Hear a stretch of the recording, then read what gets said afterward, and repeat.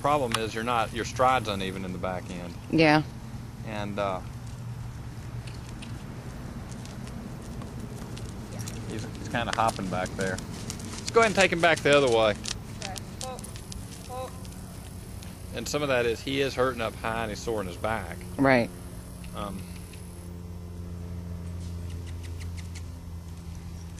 him in the walk? No, that's fine. It'll be pretty much about the same. And strut. Yeah. And you can hear, I mean, those toes are not coming off the ground in the back, and every time he comes around, you can hear that toe catching. Yeah. You've got a 6-beat trot. Almost. Yeah. He's a shade slower in the back end, and the toe hits every time it comes over. Right. So that's slowing him down in the back end a little bit more. That's not really true. Well, I'm kidding about that, but and he evens up a little. He's a little more even going in this direction.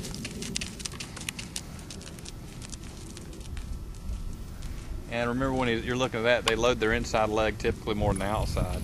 They can transfer the weight different. They're good at hiding that, but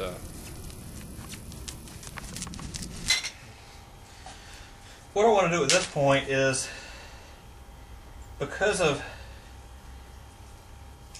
the heels being forward, and we can see this a little narrow between this point, I won't look at the width of the front of the foot and bring it back to heels. Now up at the toe points, my heels should be at that point.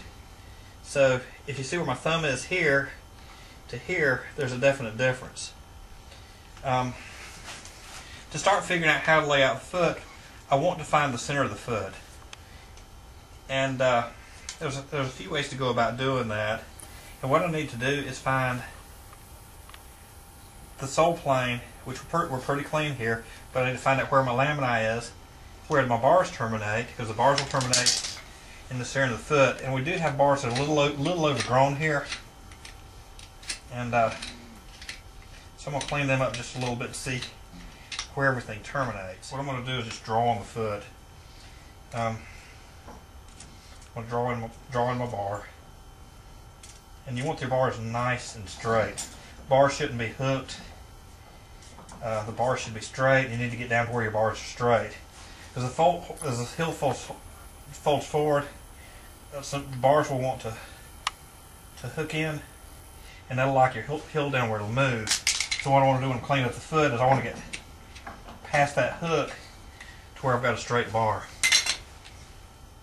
The other thing, as far as I want to find the widest part of the foot, now to eliminate wall distortion, what I want to do is I'm going to draw in this white line area, and you take your rasp.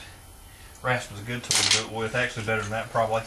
What you want to do is take this, put it the frog's straight line with the foot. What I want to do is find that last little bit that disappears. So I'm looking for the broadest part of my foot because that's going to be shooting to the center. Okay, now that I've found that, that lines up pretty close to where we're coming out with the termination of the bars. And on the frog, the front part of the frog will stretch. The back part does, but there's a little ergot back here. And what I'm going to do is I'm going to measure. We have this little channel or cleft up the middle of the frog to the ergot, and double the length. And actually, that frog doesn't look that bad stretched forward. But so we're going to use that. An average horse. Stand up. Come back about an inch, and that should put you in center. Okay, so what we're going to call, and this is not. This is, we're using 3 different ways to identify the center of the foot. So that makes it more accurate because any of those points can be distorted. And so this should be the center of the foot.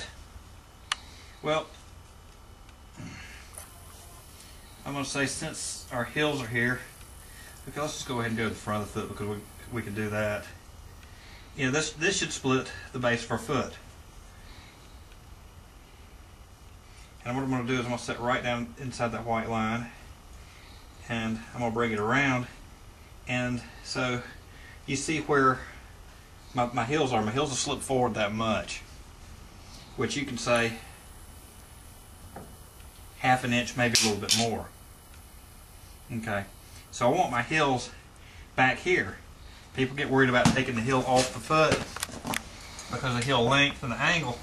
But if you've got a horse, you can stand the heel up to a point to get angle. When they start collapsing hard enough, you'll actually end up losing angle because of what happens to the hoof itself. As it comes under and keeps coming under and keeps coming under, it'll drive this toe out to the front. And vice versa, if you got a lot of pull on the toe, it'll draw the heels in behind it. So it's kind of a chicken or egg thing. The other thing you got to look at is, A, the way we trim the foot, B, the way the horse moves. If you got a horse that's really locking the shoulders and he's really nailing those heels forward, he'll hammer them and drive them forward from impact.